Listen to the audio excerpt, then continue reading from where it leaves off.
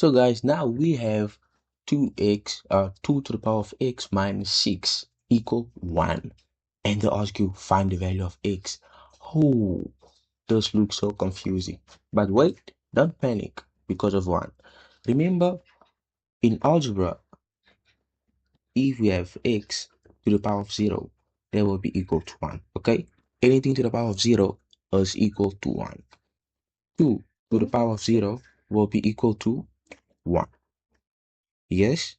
And here, it's simple.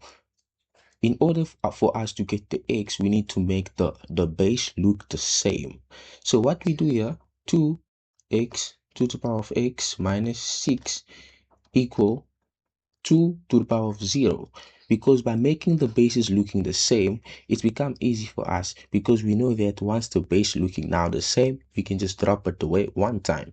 So x minus 6 equal 0. Oh wow, now that's looking simple to solve. X equal 6.